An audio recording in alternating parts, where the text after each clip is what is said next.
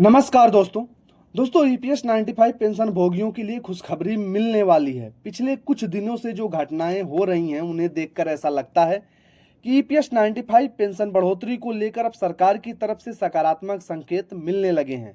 आप सभी को पता है कि 9, 10 और 11 मार्च को दिल्ली के जंतर मंतर पर ईपीएस 95 पेंशन भोगियों का एक बड़ा आंदोलन हुआ।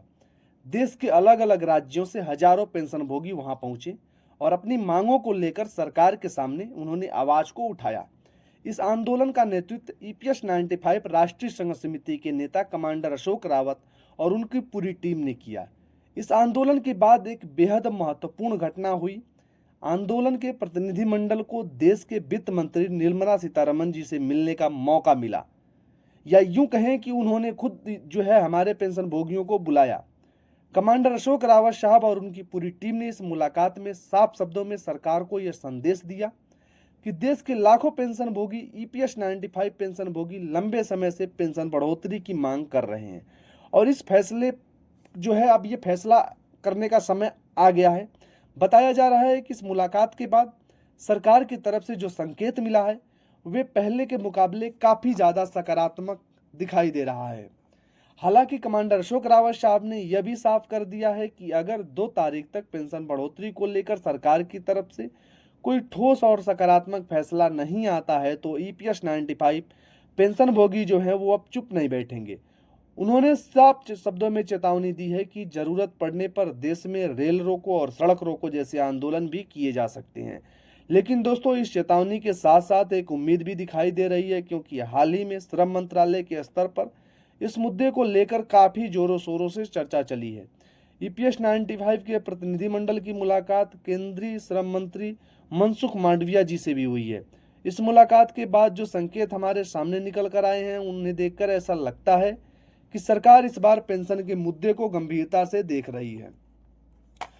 सूत्रों की बात करें तो जिस प्रकार से आप देखोगे कि सूत्रों के अनुसार श्रम मंत्री का जो प्रतिनिधिमंडल का भरोसा दिलाया गया है, ईपीएस 95 पेंशन भोगियों की समस्याओं पर मंत्रालय काम कर रहा है और इस विषय पर सरकार जो है सकारात्मक निर्णय लेने की दिशा में आगे कदम बढ़ा चुकी है। यानी पहली बार ऐसा महसूस हो रहा है कि सरकार इस मुद्दे पर कुछ ठोस कदम उठा सकती है। आपको बता दें कि ईपीएस 95 योजना के तहत देश में लाखों पेंशन भोगी ऐसे हैं जिन्हें आज भी बहुत ही कम पेंशन दी जा रही है। कई लोग तो ऐसे हैं जो 1000 रुपये से भी कम की पेंशन जो है उन्हें मिल रही है। इस वजह से पेंशन भोगी लंबे समय से मांग कर रहे थे कि कम से कम 7500 न्यूनतम मासिक पेंशन और महंगाई भत्ता पेंशन भोगियों को दिया जाए। यह मांग कोई नई नहीं है। पिछले कई सालों से ईपीएस 95 पेंशन भोगी इस मांग को लेकर आंदोलन कर रहे हैं और अब जंतर मंतर पर एक बड़ा आंदोलन हुआ है और उसके बाद वित्त मंत्री और श्रम मंत्री जी से मुलाकात हुई है, तो पेंशन भोगियों के बीच उम्मीद और ज़्यादा बढ़ गई है। हालांकि कुछ जगहों पर पेंशन भोगियों के बीच नाराजगी और गुस्सा भी देखने को मिल रहा है, क्योंकि उन्हें लगता है कि उनकी मांगों पर अभी तक जो फैसला होने वाला है उसमें काफ़ी देरी हो चुकी है। लेकिन आंदोलन के नेताओं का कहना है कि जब तक हमारी मांगें पूरी नहीं होती तब तक जो हम चुप बैठने वाले नहीं हैं।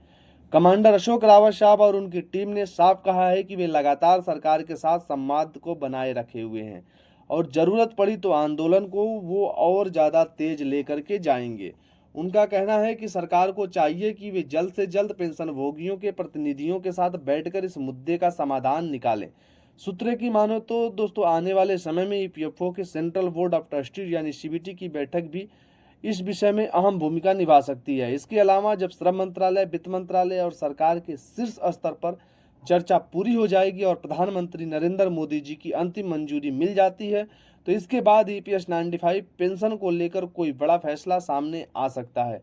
इसीलिए आने वाले कुछ दिन में ईपीएस 95 पेंशन भोगियों के लिए एक बहुत ही महत्वपूर्ण माना जा रहा है।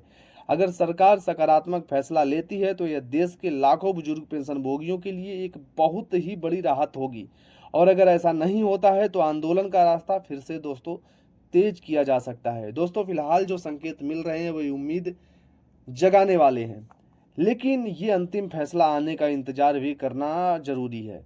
हम आपको ईपीएस 95 पेंशन से जुड़ी हर छोटी बड़ी अपडेट लगातार बताते रहते हैं। अगर आप भी ईपीएस 95 पेंशन भोगी हैं और आपके परिवार में कोई ऐसा पेंशनभोगी है जो इस जानकारी को ज़्यादा से ज़्यादा उनको तक शेयर करिए। उन लोगों को ये बताइए कि अपने हक के लिए वो भी जो है घर बैठे आवाज़ उठा सकते हैं, हमारा साथ दे सकते हैं।